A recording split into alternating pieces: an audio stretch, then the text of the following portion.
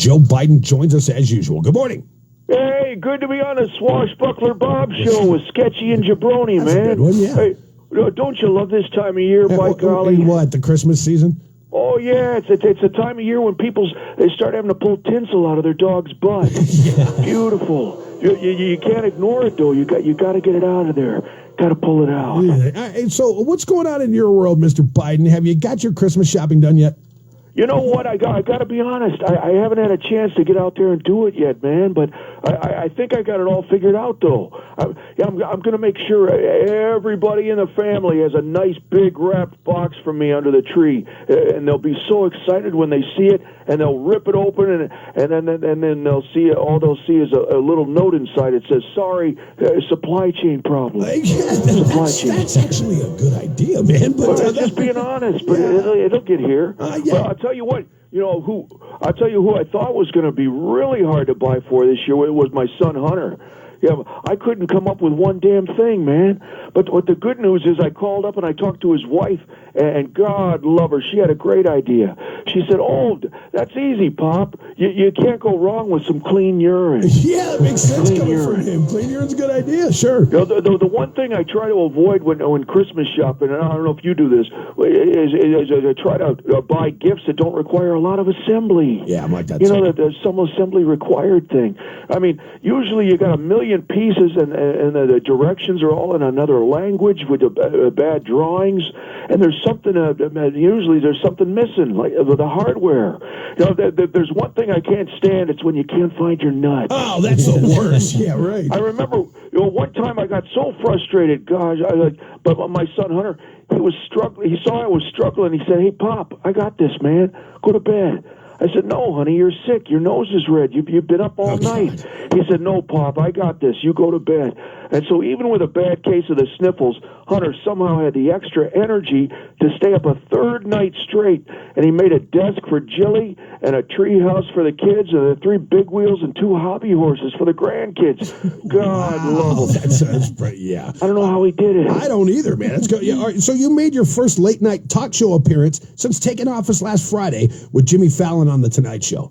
And you told him that you don't have the White House staff cook breakfast for you, that you make it yourself, and you're not used to having people wait on and serve you. Is that true? Well, first of all, here's the thing. I got to tell you that I had a really good time there on the Jerry Falcone show. Jimmy Fallon, come on. Please don't interrupt when I'm in the middle of a sentence, man. Now, where was I? Oh, yeah, so that talk show host, Jerry Fallon, that kind of reminds me of my grandkids, that guy. They're just smiling away and having fun and singing, and they're always telling me jokes that really aren't funny at all, man. There's no punchline. Gotta have a punchline. All right, so I asked you about saying that you make your own breakfast, though. Don't you have servants and butlers in the White House who do all that? Now, look, folks, here's the deal. When it comes to servants and personal chefs cooking your meals, I'm just not comfortable with that. I'm not comfortable. I'm Amtrak Joe, man. I come from a working-class neighborhood, a background, Scranton, PA. I like to do everything myself. So like running that billionaire's house in Nantucket for Thanksgiving. That's just what normal folks do. I promise you. Yeah, all right. Now, with all due respect, I think you're trying too hard to sound like blue collar when you haven't been like that your whole adult public life. Okay, come on. So do you want to hear the real reason I make my own breakfast? Well, yeah, that's what I've been asking. Well, if you must know, Jilly and I, we always wake up really early, and then we like to sneak downstairs, and sometimes we get a little frisky, man. God. So I walk into the kitchen, I pretend I'm an angry customer, see? Okay. And she's a bad waitress. And then so I hike up her house coat, I spank her with a gravy ladle for trying to serve me lumpy oatmeal.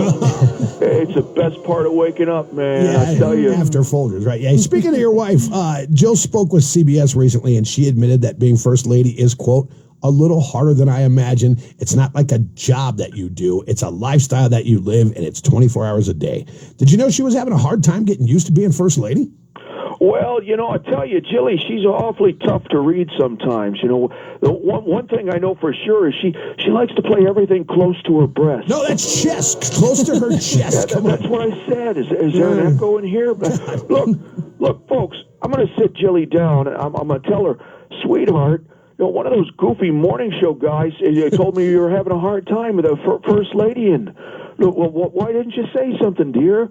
And the last time I asked her to do something like that, she said in a sweet voice back to me, she said, "I did, you crotchety old bastard. You probably had your hearing aids on when I told you." All right, well, finally, Christmas is now just a week away. Do you have any holiday traditions that the Biden family have every year? Oh, you better believe I do, Jack. God love them. You know, we like to do what every hardworking American family does.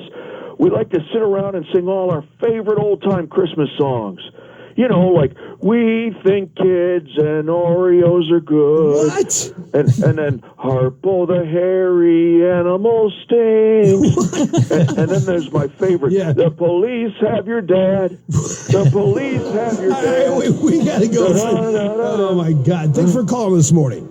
Oh, that's okay. You know, it's perfect timing. I got to go, too. A friend of mine keeps calling me up on my cell. At least I think he's a friend. I think I went to high school with him. He goes by the name Scam Likely. Scam Likely. I think we were on a football team together. Yeah, probably. Scam Likely, defensive end. All right, later, man.